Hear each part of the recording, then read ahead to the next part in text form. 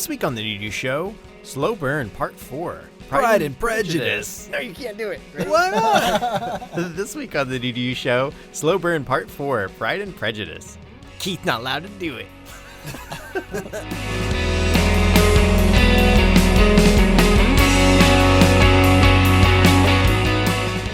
Elizabeth, you're too plain. Okay.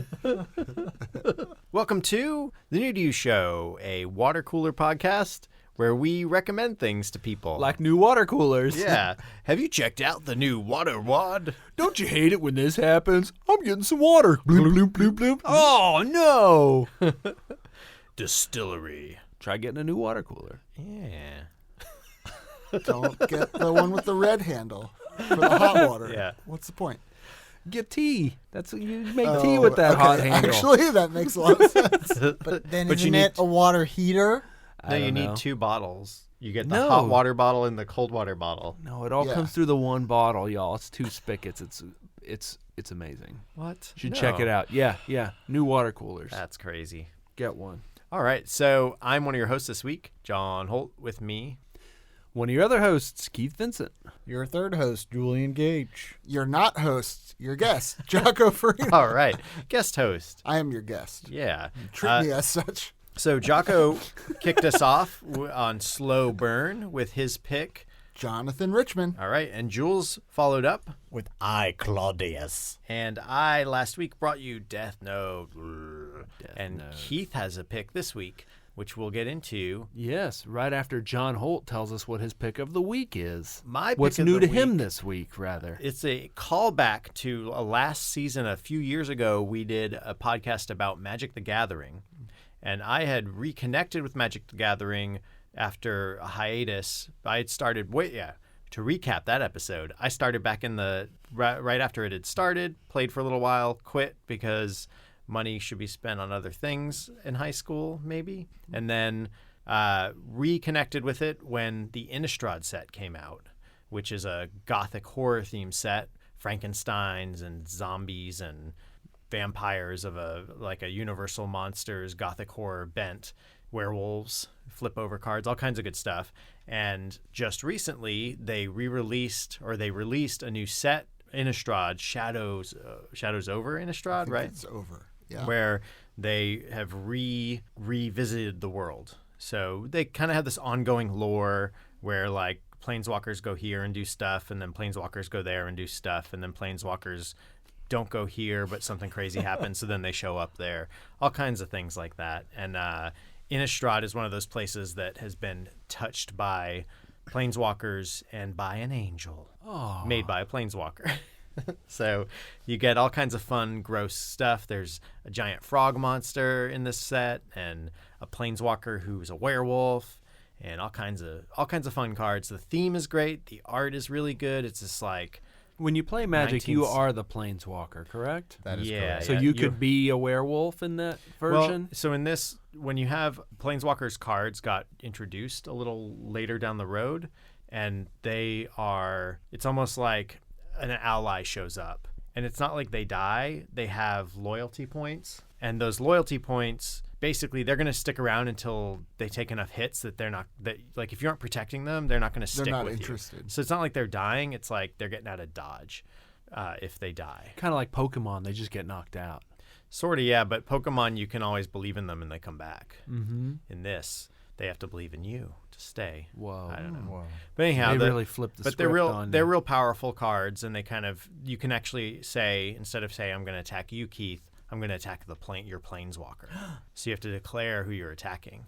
So it's kind of an interesting little thing that you've got going on there. I like it. It's neat. Great set, great theme. And one of the times when, for me, the game kind of gels again. I really liked the old Arabian Nights stuff, and I'm not a huge fan of the Magic lore in and of itself. I don't think it doesn't really grab me a whole lot. So when they have something that's a self-contained theme that calls to another world or something that we know, it's interesting to me. That catches me a little bit more. So can you use cards from that set when you play just about anybody, or do you have to just play within that realm? It depends on what version you're playing. There are drafts where you can just use just those cards. when the next set comes out, you'll be able to draft with both these cards on that set. Can you draft with the old ones that this one's revisiting? No, because it's not that drafting's like a more closed format thing. You can play standard, which is like this set and the past like 5 or so sets. When you play with your friends, you can do whatever you want. Right. Oh, man, and there's like thank modern goodness. where you can play with sets up to No, I like just need 10 years ago, friends. something like that. And then Well, first you got to quit playing Magic. but Magic is a great game. A lot of good fun. There's you can play with these cards with every But set. what's the set? What's it called one more time? Shadows over Innistrad. Innistrad. Yeah, Innistrad. So it's like there's a vampire called Strahd in Lestrade. the like Wizards of the Coast / D&D universe. Isn't that a Anne Rice character? Yeah, well, Strahd is like a very like Lestrade, I Right. think. Hungarian German monster Got it. name, like for Right. like a Vlad. It's like Vlad. It's the like faux Vlad kind of name, like Strahd.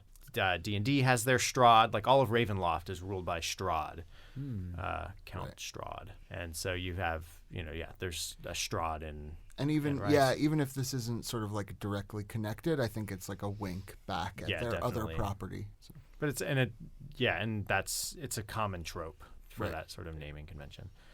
Yeah, it's very fun. They just get right in there and play with all the ideas. There's ghosts and So it's more like spirits. classic monsters-y kind of thing. Yeah, it's very Ghosts nice, and like werewolves and and like mummy 19th men and century Invisible or 18th Man and century stuff. kind of stuff, like Victorian sensibilities too. yeah, there were like angry villagers and stuff. Mm-hmm. Yeah, Very very like Mary Shelley kind of stuff too. Very cool. right. That's it. Yeah, so that's my new to me this week. Chuck, have you been able to play with it yet? I haven't played with it yet. I've opened some packs and just sort of looked at the cards. I got that big frog monster. Very Ooh, exciting. cool. But I haven't played it yet. I have a big old box waiting. We'll have man, to you guys draft. need to do that. I know. What's the matter with you guys? Why are you even recording this Everyone's so podcast? busy. You should be We over there gotta go. doing that. Maybe soon. You got your cards with you, I bet. I do have some cards I upstairs. knew it. So yeah, that's my new to me this week. I would recommend if you were to dabble in Magic at all, just get in and play some drafts of that, or even pick up 6-packs. Have your friend pick up 6-packs and just build some decks and play. It's a Also, fun, just go fun back set. and listen to our episode about Magic. It's very Holt digs deep and goes really deep into Magic and explains it from the I in give a it very approachable way. I give it a cytoscopy. Yeah. It's a You magical. put your cytoscope right up Yeah, that. and I'm like, ooh, mana. You have a mana leak. They Planeswalker's gonna be walking kind of Yeah. funny. Ooh, mana burn. they also are still making those really great intro packs as well Oh, for yeah. new players, where it's a pre-built deck and there are 2 packs of sealed Magic cards in it, so you can open it and kind of play with the deck they've built, and then open those packs And then start your own, kind build of, your own. Yeah, from there. build from there. That's It's really fun. fun. Cool. And they're supporting all kinds of formats now. So Commander is one of my favorite formats, and they put out new product every year for that. And you just buy one $35 pack, and you are good to go. You can play like a 6-player game with that, a 2-player game. Super fun format, and doesn't really matter what card you have from where. You can use pretty much every card. There's a list of like 40 cards you aren't allowed to use, but that's just because it makes the game less fun if you use those cards. They're just too powerful for that format. But otherwise, that's 40 out of 40,000 or something cards. So Right. yeah, Magic and Commander. Whew. But yeah, What is Magic and Command? What is the Commander? Commander's the subset. Like Oh, a- okay, gotcha. Okay. So yeah, go back and listen to that episode if you want to learn more. Enough of that stuff. Let's go to the Regency period with Keith's pick.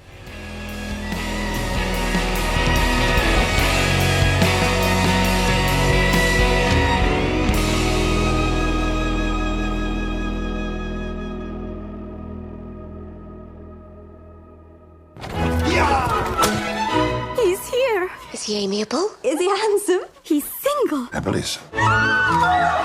my goodness! Everybody behave naturally! Mr. Collins, at your service. Oodaloo, we're in the Regency period. Welcome. The subject this go around is slow burns, and I had a lot of honorable mentions in my at arriving at my pick for slow burns. I thought that everyone was going to pick musical stuff. I usually bring in music for my picks and suggestions, but I was like, well, just in case everybody picks music, I should have a plan B. But it turns out I was just like, no, you know what? That's not plan B anymore. That's plan A. So my pick this week is the 2005 version of Pride and Prejudice, directed by Joe Wright. There are plenty of reasons to watch this movie, but I'm going to go into why I considered it a slow burn. To me, slow burn means lots of things, but generally it just means you watch it a couple times before you kind of get it, before something clicks and suddenly you get it. I love The Big Lebowski, but honestly, it took me a couple of viewings before I really appreciated it, and it gets better every time I watch it. And that's why I consider it a slow burn, because even now I can watch it after having watched it dozens of times. I can always discover something new. Same with the movie The Royal Tenenbaums. A lot of songs, a lot of music is that way for me as well. But I'm talking about Pride and Prejudice. And why I considered it a slow burn is my wife really loves this movie, and we have it on DVD, and we'll watch it every summer because there's specific times when we almost always watch this movie. When she would initially, recommend it, I'd be like, oh, here we go, another Jane Austen. How many times is this movie going to get made? It's Pride and Prejudice. It seems like every 10 years, 7 years, there's a new version of it, either miniseries or some beloved BBC show from the 70s. Like it's just a property that has been revisited for 200 years. Yeah, exactly. Numerous times. What finally got me into it was when I just started just shutting everything off and just looking at it. This movie directed, like I said, Joe Wright is the director of it. Because of this movie, I've kind of followed his, every time he puts out a new movie, I notice. He did Anna Karenina, also with Keira Knightley. He did Atonement, also with Keira Knightley. When he directs a film, it's always a beautiful film. The movie Hannah, which is about a little girl who's trained as an assassin, he directed, and it's beautiful. It's like visually stunning. Everything he does. So getting back getting back to Pride and Prejudice.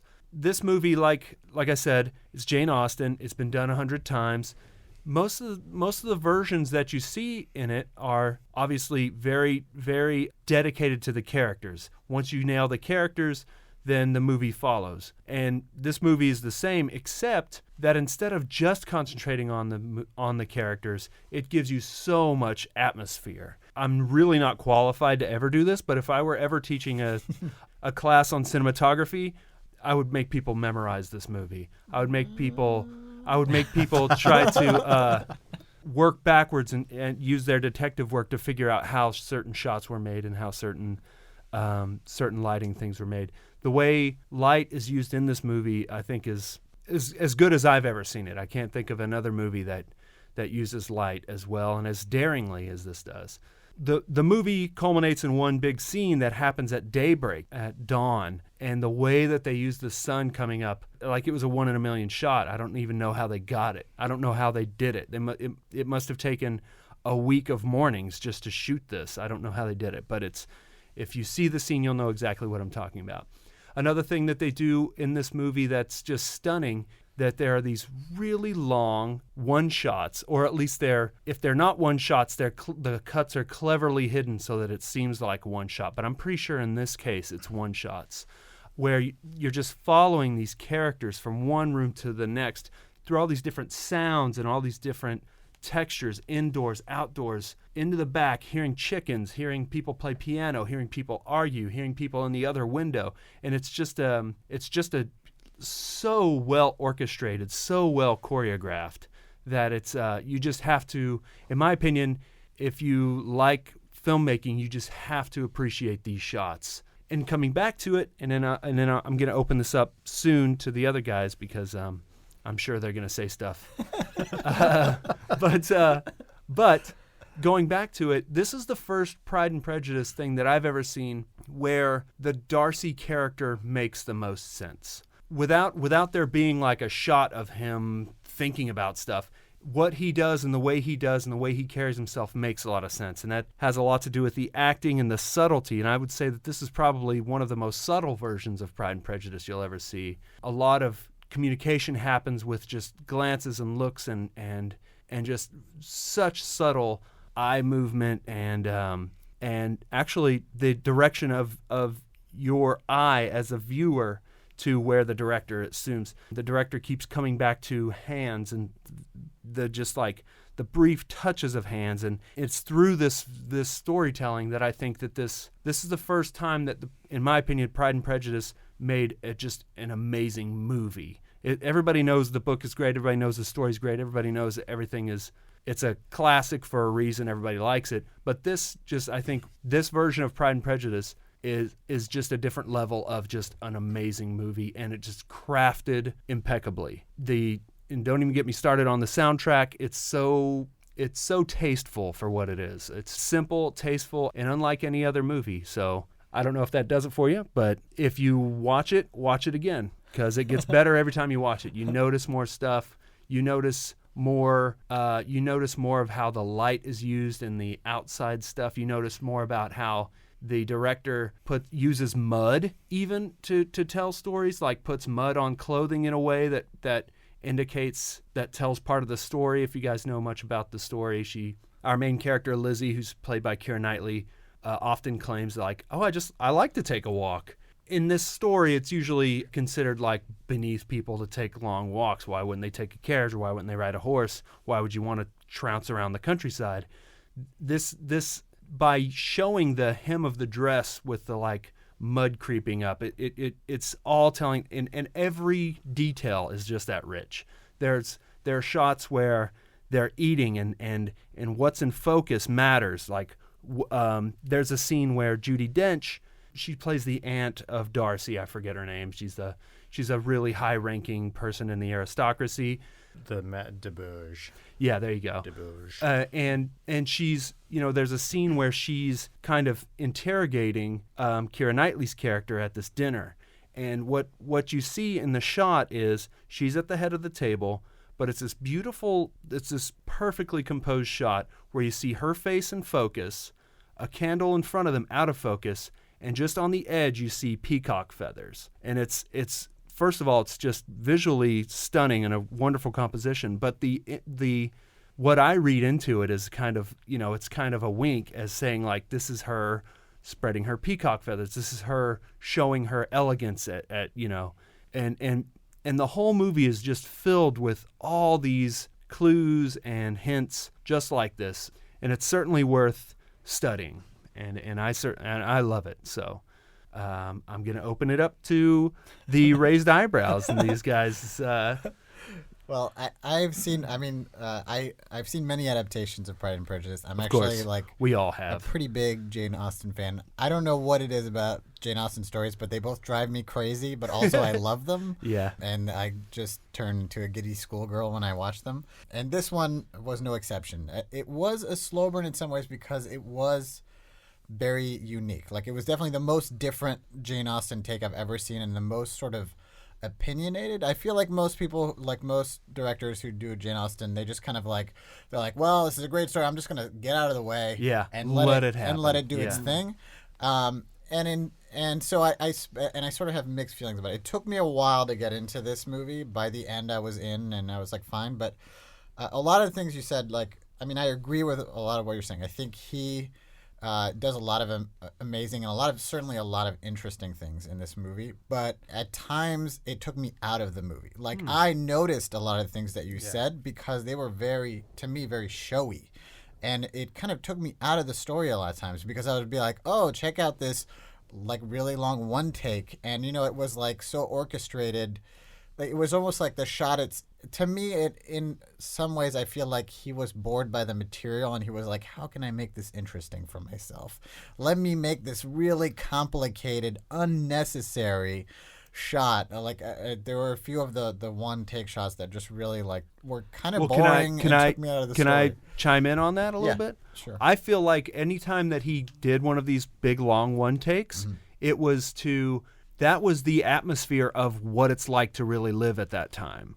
Yeah. That I feel like you don't ever see in any of the Jane Austen movies. You don't see her walking into the back where the chickens are, where her swing is, and where the mud is. You never see that in any Well, of these period pieces, and I think that added so much I agree with to you. the Like, lived-in feel. especially of it. the whole like beginning. Like they start with this like town party, and it's like, Yeah.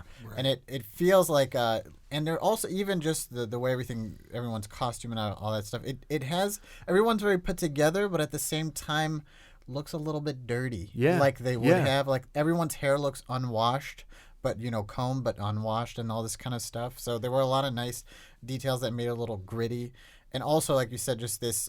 Also that they had that great scene in the beginning. So in the middle of this ball, then all of a sudden the lords show up. Yeah. And like all the music stops. They walk across the room in silence, and then the party starts again. And it was the first time that I've seen in the story like the separation between the aristocracy and the not so like evident. Yeah. Normally it was kind of like you would forget who's a lord and who's Yeah. not. Everyone's proper, and you just know they're poor because they say so. But it's not like here it was like screamingly obvious. And I think that the Judi Dench character even more so, in that the way she addressed everyone. Yeah. Everyone is beneath her just by the way she speaks to them. Right. And that's one of the interesting things. It made me appreciate how kind of like modern these stories must have been in some ways. Because to have this young woman be so stubborn and to like basically Buck go the against system. Yeah, exactly. Must have been like a big deal at the time, because it feels like a bigger deal in this adaptation than in others that I've seen. But again, I just feel like some of this showy stuff, as much, it's sort of like, it felt a little like, oh, look at me, look how impressive I am. Like I did this really cool shot. And I felt like sometimes it served the story really well, and other times it took me out of the story. So I kind of wish he had toned it down a little bit, but there was just a lot of beautiful stuff, a lot of beautiful like golden hour kind of lights, and just amazing locations. Yeah. I don't know if you guys have seen, there's kind of a sequel to this story called Death Comes to Pemberley. Yeah. And there was an adaptation that was done after this movie, but they used the same location for Darcy's home. For his home, yeah. And so it's them after they're married, and you kind of get to see the same characters come back. It's like an Agatha Christie murder yeah, mystery. yeah, it's a murder But mystery story. it's not. Austin didn't write it. Yeah. Right? No, Austin wrote it? Oh, she No, didn't? Oh, no, never it's just mind. taking. Never mind. It's taking like Those characters. It's like an It's like epilogue. fanfic. So it's like tale. Pride and Prejudice and zombies. Sort of. It's sort of like like Agatha Christie Or like visits a- Pemberley, Like that a sort of. Rosencrantz and Guildenstern. Yeah, exactly. But it was really fun that it takes place in the same house, because then in watching this adaptation I recognized Right. it. It's like and a stuff. murder happens to someone after this book takes place. The what I like too about this is seeing those same settings used in like Downton Abbey and stuff. Yes, too. Downton Yeah. Abbey was in there. Yeah. That was And- like what's her name's house. There's a key scene that happens in a gazebo in Which the is a rain, ginormous gazebo. and that's in Downton Abbey. If you remember the season yeah, when there was a season when it was World War I, and I remember yeah. it now. But it's used so differently here that I didn't recognize it. But Yeah. now that you tell me about it. What about you, Jocko? So the party scene that you were talking about, with all of these over these past 4 weeks we've been talking about, I thought a lot about when it turned for me, if it did. With mine, I sort of described that. With iClaudius, it was pretty much, I was right on board from the beginning. With Death Note, it was when a new character was Elle showed introduced. up. Yeah, when Elle showed up. With this, it was that party scene. I was sort of like, I don't know, and I enjoyed Jane Austen when I read it, but I read it very, very like for school, so a long time ago. Or I read Pride and Prejudice, but that party scene felt so alive for me. Which one is that? The first where they first meet Darcy. okay. Specifically, there's a moment where it's almost like toward the end of the party, and the one daughter is playing piano, Yeah. and he kind of moves the cover over, and he's like, "You've entertained us enough tonight." There's a moment right after that where everyone, these nobles and not nobles, they're all just like, they're dressed, they're acting very proper, but they've all got like a glass of champagne, and it's like the end of the night, and you can tell that they've been directed to act a little drunk and a little less formal, and they're kind of leaning on the piano, and it was a very modern looking thing, and it made me, I had to pause, and I was like, oh, that might actually, like, why wouldn't a proper party eventually kind of slog or sort of Gone on too long, or move into a place where people are acting a little more comfortable. That was such a little detail, and that opened me up to be like, oh, okay, there is more going on here than meets the eye. As well, I believe that's the one too where the carriages are leaving and they're like, woohoo, like riding their carriage out, like as the sun's coming up, like they partied all night hard. long. And the mom's like hungover the next day. And it just all felt very alive to me, very alive.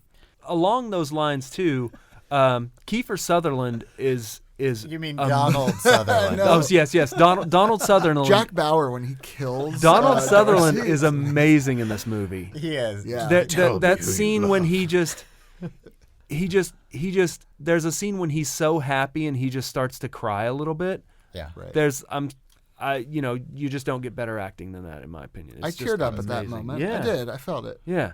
And it's joy. It's not like it's not a put on thing. It was just a very joyful thing. But speaking of joy, I think John's got something very happy. We're all looking and giggling at the very red. John has been hinting all day today that he's got some things to say about my pick. So I saw this movie in the theater. Ooh. I am also a Jane Austen watcher, reader, and Mary is a very big Jane Austen person. Her favorite Pride and Prejudice is the Colin Firth A&E series. And BBC. I think that was a BBC combo deal. Same here. When I saw it in the theater, and then again when I watched it again, it was even like when I saw it in the theater again, I give stuff a good take, like I give it a good go. It's a not a poorly made movie. I think it's well made. That's very generous of you. But I think it's nominated for 4 Oscars. This guy's first film, 4 Oscars. But like compared to the A&E special, it's like a Benny Hill skit. Like it's the characters are unsubtle. The tone and pace is way too fast. Well, why don't we just for a second, instead of comparing something unfolds over 6 episodes, why don't you compare it to another movie? I think that because there's no way that you can get the same pacing. It's like 6 hours versus. My biggest problem with most movies that are adaptations of novels is the pace, and you shouldn't even bother to try to tell the story. And you just like you were someone who says this too, like. Go tell a good story with the format that you have. Yeah. Right? You have 2 hours. There are stories that you can tell in that time. There's a reason why television tells a certain type of story because we have that time to play in. There's a reason why we may have miniseries. There's a reason why there's the novel and the novella and the short story. There's formats with different ways to tell a story. And this story, with the way Austen's characters play out, like I want a Clueless version of this kind of movie. But at the same time, like movies like Emma tell an Austen story very well within the confines of a 90 or 70 minute feature. It's because you've never seen the miniseries of Emma. But I've read the book, and the pace of an Emma is faster than Pride and Prejudice. Pride and Prejudice is very much a thing about 2 people who have reservations and are quiet characters to some degree, and it's more about these 2 people circling each other on the periphery of society until they're finally like drawn together and enact this thing that some circumstances has pushed them away, as well as their own like stubbornness. They're both very stubborn. Their own characters. pride and prejudice. Yeah, exactly. So this is the Christopher Nolan Batman version of Pride and Prejudice. It's gritty and overly gritty. Like everyone is too greasy in this. There's too much dirt. Like it's not a true. There are beautiful. I totally agree. There are beautiful pastoral scenes, and there's like pictures where she's standing in front of a pond, and the scene opens with the geese flying past, and you hear their honks as the like people walk up to her. Like he definitely took inspiration from artwork all the time. There's so many shots that look like Dutch paintings. Yeah. But to the point where the emotion of the scene is completely subsumed and lost to And the. I would leave that up to the viewer and because I sometimes- disagree and wholeheartedly sometimes the with that. dialogue. Yep. There were many scenes where like the dialogue was barely audible above the din of the room and Right. things Well, like I think that. that's there. Well- There's a lived-in feel that they were bringing to this. This is a time with no indoor plumbing. This is a time where I know where that, but the thing is, if I can't, where you're lucky to have a bath but in a week. I'd seen the story before, so Yeah. I know what's going on. But Right. I would have had a really hard time understanding what people were saying to each other. That's all I'm saying. That's all. Well, in parties, that's how it is. There are extremely like I like it. There are moments where I like when a director shows his bones, like where this is his thumbprint. You can like see his taste in there. I think that this is pretty ham-fisted. You see like that crash zoom on her eyes when Mr. Darcy. That was my laugh out loud moment. Like that, and that's near Your the laugh end of out the- loud? Laugh out loud moment is near the end where she spies him. You know, or his sister playing piano forte, and he's there too, and it's like, like on her eyes, what I caught. Like it's so wacky, and she acts more like her. So like Jenna Malone plays Lydia, the sister who is eventually going to have a dalliance with a major plot point in the story. This officer. And the fact that the officer has no character whatsoever and doesn't have a level of attraction, that's a huge disservice to what that. do you mean a level of attraction? John's not attracted to him. No. Yeah, What I'm yeah, saying is got it. he's a pretty face. But there's no, like, they don't build, like, why she would be attracted to him, like Elizabeth. They don't build why Lydia, like, he just kind of shows up. So and you Lydia don't think runs up that to him. whole scene where they're all hanging out and having a picnic on the thing, It that doesn't... It didn't yeah? read. It didn't work. It didn't read as them connecting with him at all? No, he was so... When they were like, oh my gosh, Mr. Wickham! You didn't think that But was that's- showing but that they were because attracted to him? The biggest problem is that Jenna Malone, the Lydia, she's on drugs the entire time. She's hopped up. Well, She her is a and- cartoon character. Her and Carey Mulligan, the entire movie are just like, Well, Yeah, they're it's- little teenage kids, and guess what? They are drunk. For a lot of those scenes, they're sneaking wine the whole time. I know, but the problem is they're never not like that, except when all of a sudden she elopes with but the him, problem is with in her Well, that's guy. not all of a sudden. That's her character. But in terms of scale of performance, Why wouldn't a silly little giggly girl go off and elope with this guy? That makes perfect sense. That's the character that she is. the thing is, like, her, in terms of scale of, like, where your characters would land within, like, what they're doing and what choices they make within the story, my ideal and the way, like, it kind of rides for me is that the way Elizabeth acted in this is the wackiness level that your Lydia should have, where she's kind of like flipping around and laughing too loud and being like not being subtle at all, like rolling her eyes within eye shot of the person who should be later. well, that's why talking to her that's sister why about. she is shunned all the time She's because supposed to- she's she's not son- afraid to speak her she's- mind. but she's and not she gets speaking her caught doing mind, it she's all the being- time. In the Austen book, But she's not the one speaking her who's mind. she's the one In who this- will tell the Duchess, "No, I will not listen to you." But see, it's So not why so is much that It's- contradictory? I don't understand. It's in polite society where, But she where doesn't. She doesn't give a care about the polite society. That's the point. But the way she does that in the book and her character, and the important part of her character is that she does it with a subtlety and a wit that's her charm. And in this, she's lacking that subtlety, and the wit is really just her parroting You're right. what's in the she's book. terribly and not- atrocious, and nobody Well, wants she's to be also with her in this movie. She's also too attractive to be Elizabeth, like way too attractive.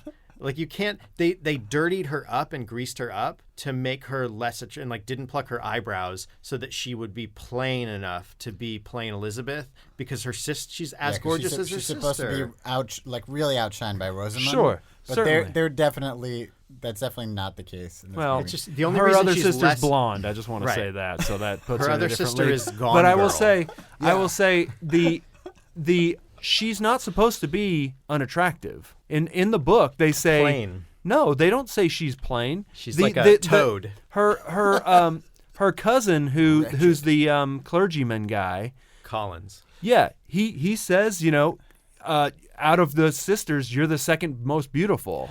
But And- he and- is not a reliable character for like point of view. that's important to note on Certainly, Collins. Like certainly. he's like Madame de Bourges. Ooh. You know, he's definitely has like you're the second most beautiful sister is saying you're the next one down on the list for him. I did really enjoy him in this movie. Oh, But he's man, a, he is he's so good. Also a cartoon character. Well, of course he is. The thing is, like, he's supposed to be though. I enjoy this. I enjoy watching this as much as I enjoy watching the Twilight movies. They're very fun. Ouch! Ouch! No, I think that those movies have money behind them and they're well directed. And That is not true. They are not well directed. I would put this above the Twilight movies.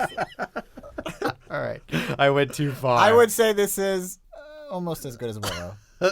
Almost as good as Willow. Ouch. No, but I didn't hesitate to watch it a second time. It's not slow. It's a well-made movie. I think that it's a clear freshman effort. There's a lot of stuff. Whoa, hold your horses, I dude. think for a first-time directorial debut, it's pretty impressive. It's but better than pretty impressive. It's No, but there are see, like- scenes in that are complete masterpiece. But there are ones where I just want to gag myself, like the whole swing thing, where it's Yes. like, swing, it's spring. Swing, it's raining. I'm like, oh, swing yourself around till you hang yourself to death. Like, I don't want this. Like, I couldn't stand it. John watched this with an agenda. Well, if you would rather watch Colin Firth be like stiff as a board for 12 hours for the miniseries, go ahead. Yes, That's would. kind of Yeah. my pace. Yeah, well, that's fine. If that's your idea of how to act, then go for it. I like Colin Firth, but he breathes zero life into that character. But see, I think that's And important for that's Mr. no, Darcy. that's not important. What that is just easy. The- This movie actually gave us a little bit of Darcy. It showed him being conflicted when he's trying to talk. It shows him getting tongue-tied because later, even in the book and in the movie, he says, "I'm not a person who talks easily to strangers." You know what I mean? That's a character trait that the Darcy that the Colin Firth Darcy, which I also like, they don't give you that. Right. And this is in 2 hours or however long this movie is. They give us way more Darcy than in the miniseries. And I would say that's the problem is that what they do in this series is that the scenes that they chose to show, like the time that they spend on, like that scene where who's the redhead, the ginger guy who like Mr. Bingley. Yeah, with the crazy hair. Yeah. He's pacing in the sun. Like there's that scene where you're just like, ooh, like back and forth, and just don't do that. That's a totally unnecessary scene. What are you talking about? That's in the book. Yeah, Him but it's- agonizing over asking for her But- hand in marriage is in the book. Right, but it's not. It's already clear in the scenes when And he's besides, with her that he's scene agonizing. is so beautiful, by the way, when he's walking around in the But sun, it's- and you but I see think that, it's and you see emotionless. that is you For don't me- know what emotion is if you think that's emotionless. I think that scene is just dead to me. Like it's beautiful, but well, it's just you just flat. came in with an agenda, so hopefully. But I didn't. It's a slow I gave burn. this one a good it's go. a slow burn, and hopefully it will burn you one day. That's right. Well, maybe I'll give it a few more watches. Again, I will, like, if I was doing a Pride and Prejudice marathon, this would still be on the list. I'm not saying it's a bad movie. But you just said it's worse than the Twilight movies. No, the he said Twilight- it was as good as Good. Which he would include in a Pride and Prejudice. Yeah, I guess so. marathon, Yeah, I guess so. As long as I wish they made a riff track for this version of Pride and Prejudice. I am being unduly harsh. It's well made. It'd be interesting. What I want to do is have someone who's never read the book or seen the A&E series. If this is their first foray, I will tell you, I didn't read the book when I first saw this movie. And was this your first foray into the story? No. So that's something I would like to know is like what someone who hadn't read the book. You mean, so I want to know what somebody who grew up in a cave and never heard of movies thinks of this movie. No. I don't mean that. I mean like Well, the thing is, I think the idea this- is like for like a teen, for someone who was 14 in 2008 who hadn't read it in school yet or whatever and hadn't watched the A&E series because that's from the 90s or whatever. they would love this movie Because here's the thing, this is a classic story. It's somehow, I don't know why, it stood the test of time for And 200 continues to. Yeah, and if they've never seen this story before, the story is going to grab them. This movie is good enough that that they will still get that story and still get wrapped up in it. Like, Yeah, and then what I would want to do is go, hey, what? No, like, what happened at this scene? Like, what were the turning points that led to these decisions? Like, what I want to know is, I don't think that just on a script level that they adapted the book to that they adapted. Sorry, I'm not getting close to like that they adapted the book to hit some key moments that really turn the story, and that's the first like issue I have. And then I think he's a good filmmaker, and I love like Hannah and the other movies you listed off are great, and I love watching his stuff as well. I think that there were some issues in choices made for what they focused on in this one that caused serious flaws for me when I watch it. So I can speak a little bit to that because I did not remember, as iconic as the story is, I didn't remember anything from Pride and Prejudice from when I read it in school. Coming into this movie, watching it today, and for me, like, I totally followed everything that was going on, except for when it got very specific. So I didn't understand exactly why, and maybe I just wasn't fully engaged in that moment, but I didn't understand exactly why Darcy messed up and then how he fixed the redheaded guy's relationship with Jane. Jane? Right. Yeah. Well, he explained. He said that he explained it in the letter. First of all, Right. that his buddy Mr. Bingley's like, dude, what do you think? What do you think about this girl? And he said, I don't know. She doesn't seem that into you. Right. Okay. And that was what he and that's what he apologized for. And he was like, eventually he grew to understand, because that's kind of, he's like, he started to see that Elizabeth saw him in that way, where she didn't think that he was into her, and he was like, oh, I get it now. Like, you don't always wear your feelings on your sleeve, and people can misconstrue that. Yeah. Right.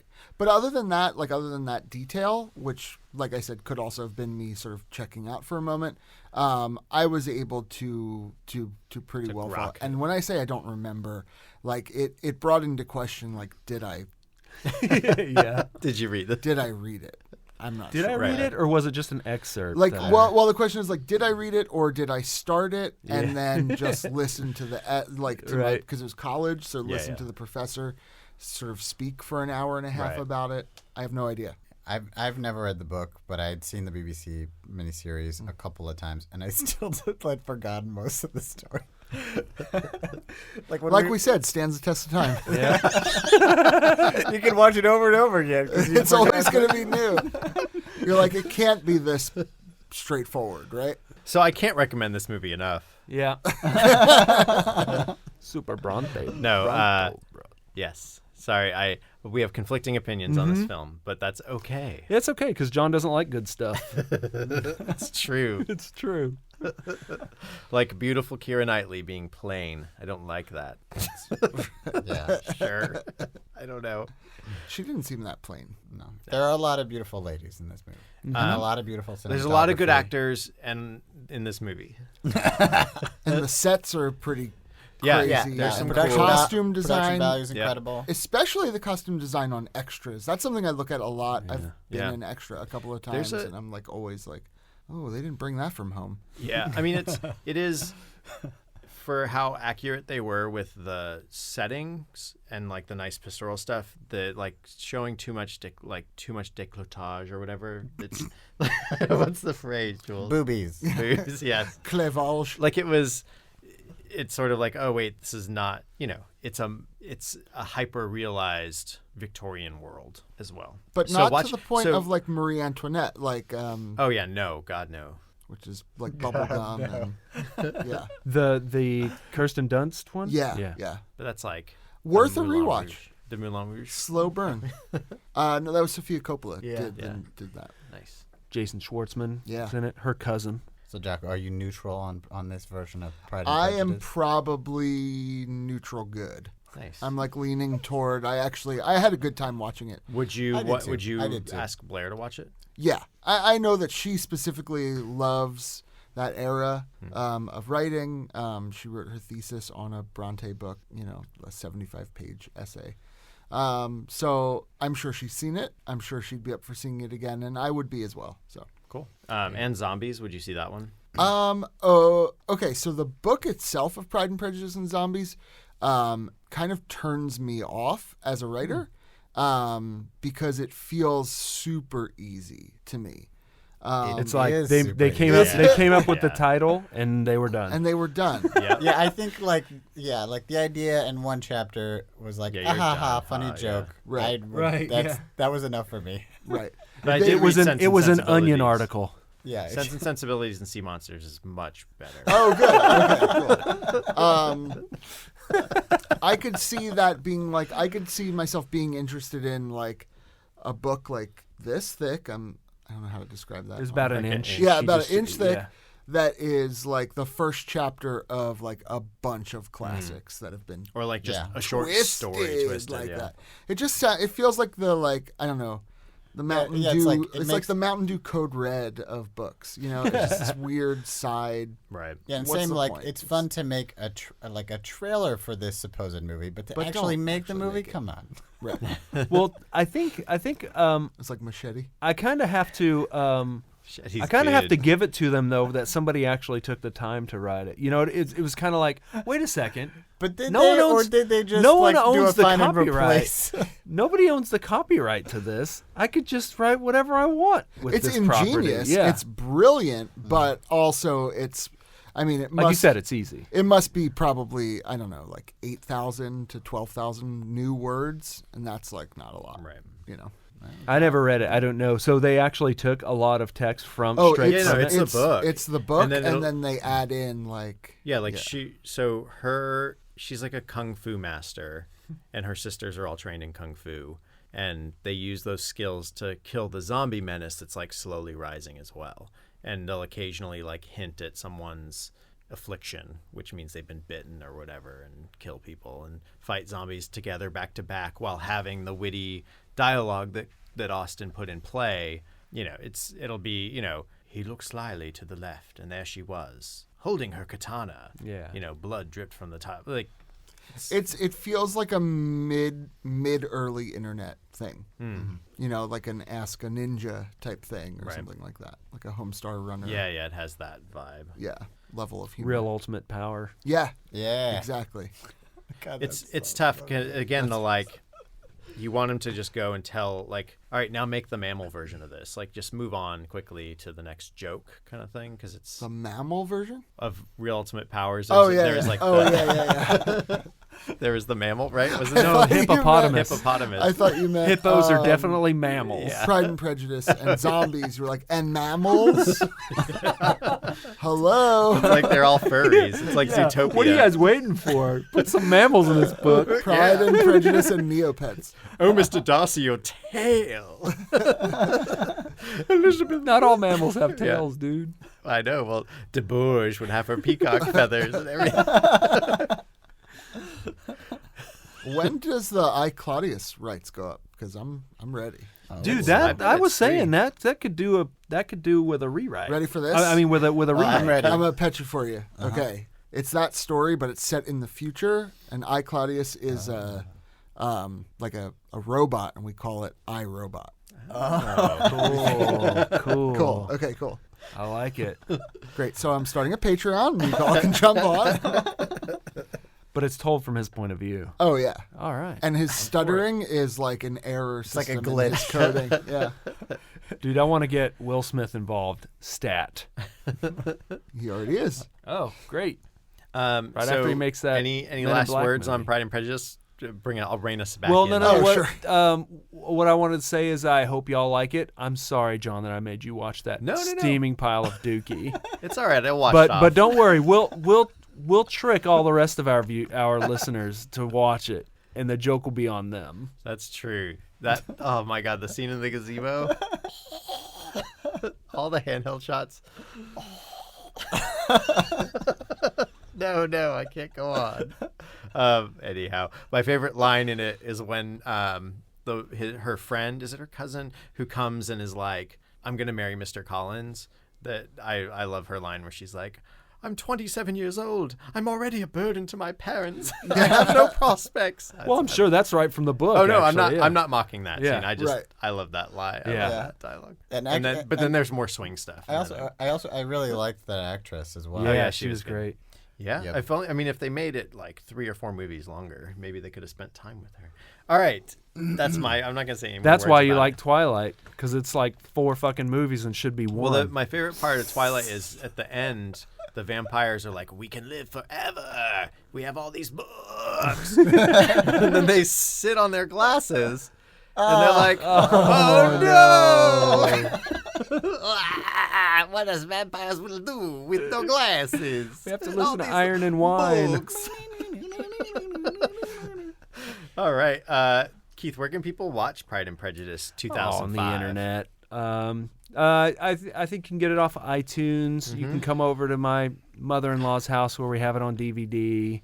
Yeah, I checked. It's not on any of the streaming streaming right now. service currently, so you can buy it or rent it from most. Sometimes it pops up on like HBO or one of those. Yeah, you know? it's not currently on one of them. I rented it for $2.99 on Amazon Prime. Cool. Yeah, I think we rented on iTunes. Same here. Cool. Yep. All right. All right. Cool. Keith, thanks again. You're welcome. Make me. From Jane Austen, the beloved author of Emma and Sense and Sensibility. That is Mr. Darcy. He looks miserable, poor soul. Miserable he may be, but poor he most certainly is not. Do you dance, Mr. Darcy? Not if I can help it. What on earth have you done to poor Mr. Darcy? I have no idea. I do not have the talent of conversing easily with people I have never met before. Perhaps you should practice. Such a question, there are many possible answers, such as hard work. Feel I'm alone in this. So we're going to come up with a whole new theme for next week. We don't know what that is Gonna be yet. great. Oh, boy. Jules he wants to watch Freaked again, I think. Styrofoam cup. Yeah. Did you ever see that movie? No. Ooh, there's a new one for you. Alex Winters, classic. cool. And one of the Quaid brothers. Yep. You pick your favorite. Great. Reggie. It's Randy. It's Buddy Quaid. Buddy Quaid. He's one of the brothers. He's the disappointing Quaid brother. Oh, don't say that about Buddy. Oh, I thought you'd said Quay, brother. Aren't you Quay? Quaid. No, well, the brothers Quaid, the animators. Yeah, that's awesome. I can never tell them Quaid brothers apart. Yes. So next week we'll have a new topic. Maybe our on that. topic will be Alex Winters. Jules can talk about Freaked. You can talk about The Frank the Zappa new documentary Bill that and he's doing. Ted's movie, and I can talk about that series he did, Idiot Box, with MTV back in the 90s. Oh, that'd be interesting. Yeah, he had a character named the Burrowing Bishop. And it was awesome, and a hard-nosed detective who had meningitis, and it was called Lockjaw. But maybe we won't do that, though. You'll have to just see. Subscriptions are going to go through the That's roof. right. For that one. So, gang, I was one of your hosts this week, John Holt. You can find me on Twitter at Lord Joho. My name's Keith Vincent. You can find some of my artwork at earthlingkeith.tumblr.com. I was Jocko Farino, hanging out with the guys these past 4 weeks. It's been great. Thank you so much for having me. And you can find me on Twitter at Jocko Farino and on my clippings site, clippings.me/Jocko Farino. Nice, and we'll have a link to that and more in our show notes at newtoyoushow.com. Yeah, so check it out on newtoyoushow.com. You can also subscribe to us through your favorite podcasting app or on iTunes. Also, rate and review on iTunes or on Google Play if that's your preferred mode of choice. Let's hope that they're hosting a podcast. We're just going to keep beating that drum. We're going to be the change. Yeah. You can follow us on Twitter at newtoyoushow. You can leave comments on our blog or try to get into our closed Facebook group, New to You Show, on Facebook. You can try. And if you have ideas for themes, we're looking for them. Yeah. And they're not Alex Winter based because we already got that one covered. Yeah, we got it. Yep. British Invasion. That's one I thought Keanu of. Reeves. Thank you, everybody. That wraps up Slow Burn. Keith, thank you for Pride and Prejudice. My pleasure. 2005. Yeah. All right. May not be new. Maybe it's new to